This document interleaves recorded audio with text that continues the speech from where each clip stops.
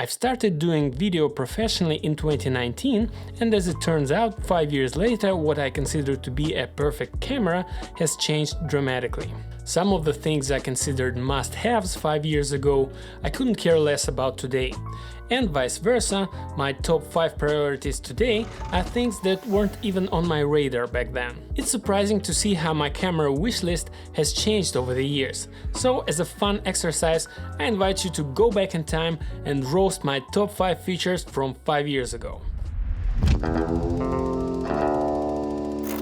Back in 2019, full frame was all the rage, and I thought of it as a non-negotiable must-have, which I now find sort of ridiculous. Back then I probably thought I wanted to get that full frame look, but in reality I just had very limited understanding of how sensor size affects lens choice. Coming from DSLRs, full frame was familiar and normal to me, and I was just too lazy to relearn focal lengths to their Super 35 equivalent. Now that I understand the language of lenses a little better, that's all changed completely. I found out that I actually don't like the full frame look, which is basically wide and shallow, because everything else can pretty much be achieved on a Super 35 sensor just as well.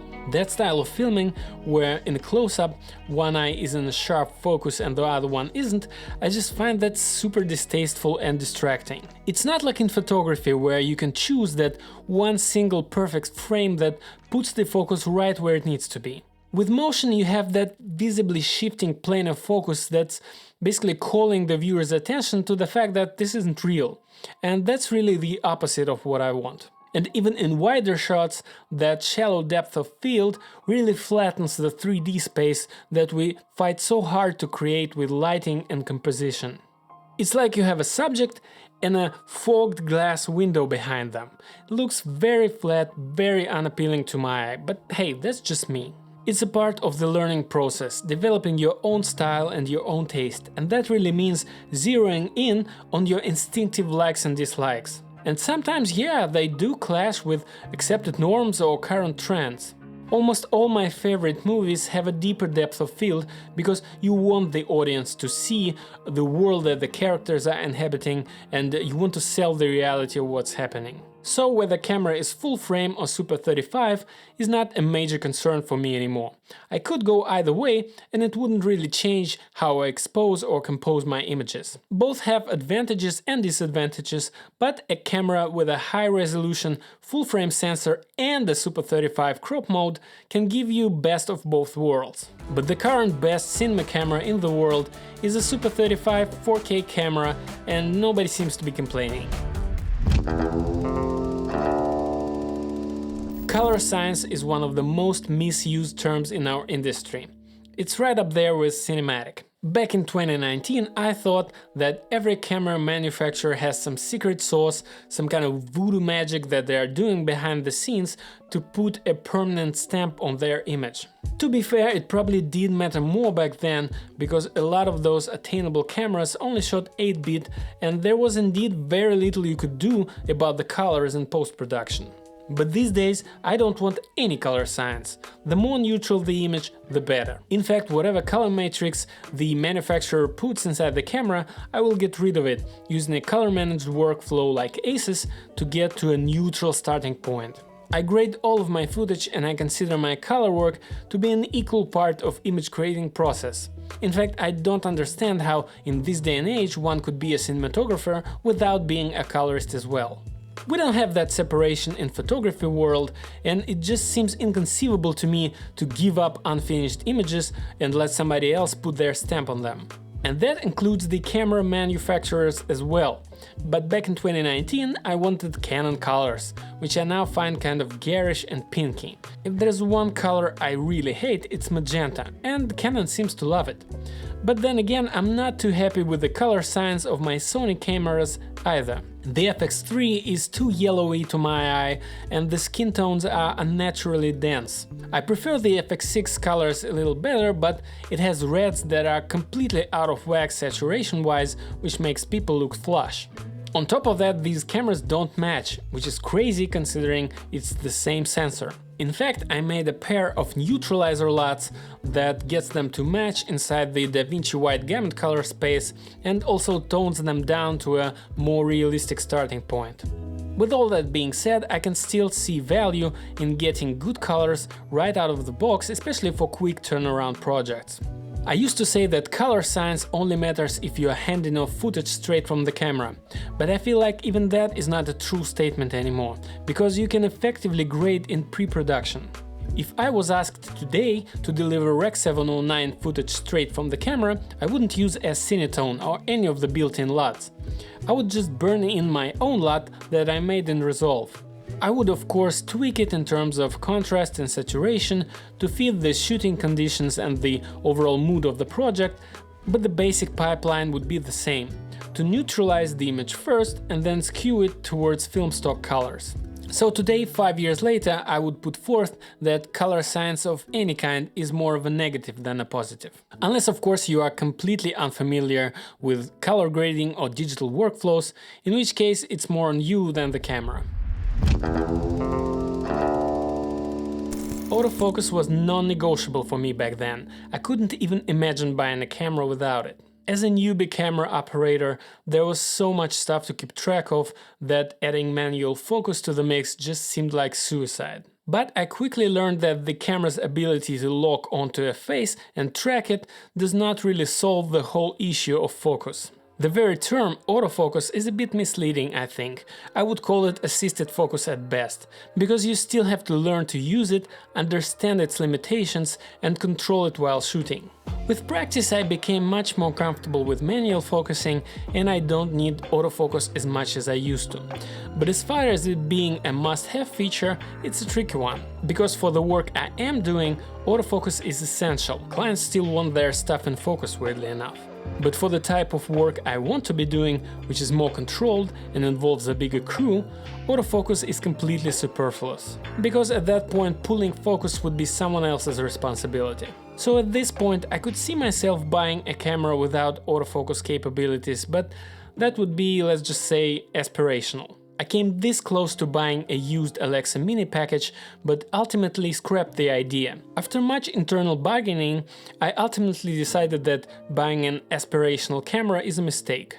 Because from my experience, cameras don't get you jobs. It's all about who you know, what market you're in, what kind of person you are, and your showreel. Pretty much in that order. But back to the topic of autofocus, I feel like the whole scene is on the cusp of changing, which I discussed in detail in my video on DJI Focus Pro. And if DJI gets their ducks in a row anytime soon, my next camera could very well be without autofocus.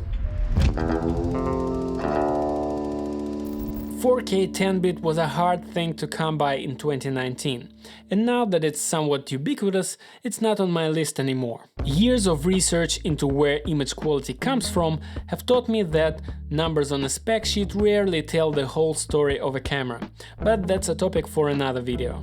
In terms of recording a fat digital negative, two things became clear to me over the years. First is that I want nothing to do with external recording. It has its use as an added safety, but not as the main acquisition mode. After a brief stint with the Ninja, I found that I don't like Atomos products and that the whole setup was just too janky and unreliable for me. Even more importantly, ProRes RAW is unlikely to ever be supported in DaVinci Resolve, and the transcoding workflow is a hard pass for me. The second realization is that it is indeed beneficial to shoot over your delivery resolution. While image quality definitely doesn't boil down to the number of Ks or bits, there are legit technical reasons to shoot over your delivery targets, which I won't get into now. So, do I want an 8K 12-bit camera nowadays?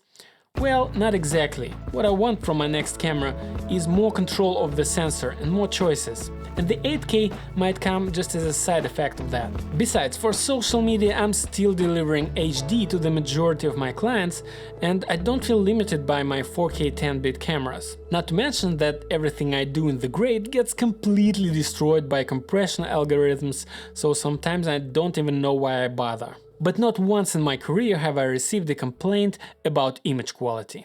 We care far more about pixel peeping than clients do. 120 FPS is a tricky one like autofocus. I use it all the time, but not for the reason I thought I needed it for back in 2019. Back then the slow motion B-roll was the bee's knees on YouTube. That style of flashy montage that really calls attention to itself got old pretty quickly.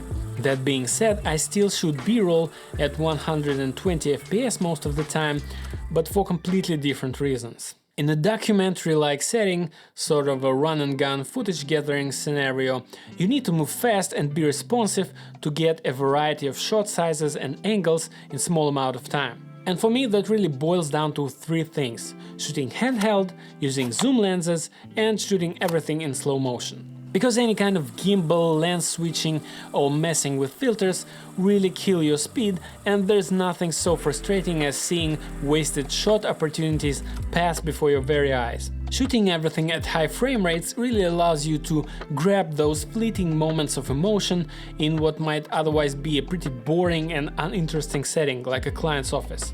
You can also just move faster and get more shots per unit of time, which you'll be very happy with later in the editing.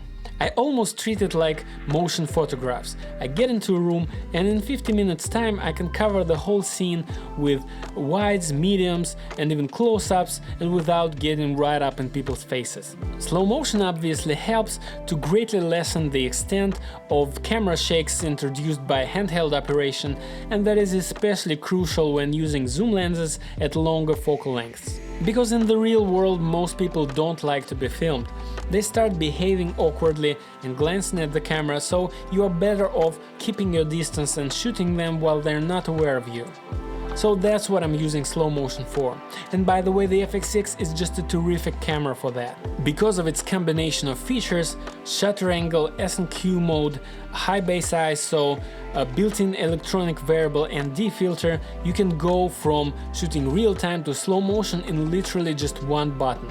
The awesome Auto ND function handles the exposure difference, and the high base ISO allows you to shoot with higher shutter speeds even in indoor scenarios. Literally no other camera on the market can do this, and it's hard to overstate how many shot opportunities this saves. Plus, the FX6 has no qualms about writing 120 FPS to V90 SD cards, and as a cheapskate who refuses to upgrade to CF Express Type A cards, I appreciate that. With all that being said, I probably could be just fine with 60 FPS slow motion. And frankly, again, for the type of bigger crew, higher production work that I want to be doing, slow motion is just not a requirement. There are specialty cameras for that, and that is why it's not very high on my wish list anymore. And so there you have it. As you can see, my thinking about cameras and how I use them changed quite a bit in the past 5 years. Some things are still important and valuable to me, while in other cases I did a complete 180. Nevertheless, my camera wishlist looks completely different today. In fact, none of the features mentioned here are even on my top 5. And if you are curious to learn what my must-haves are today, hit subscribe, and I'll see you in the next video.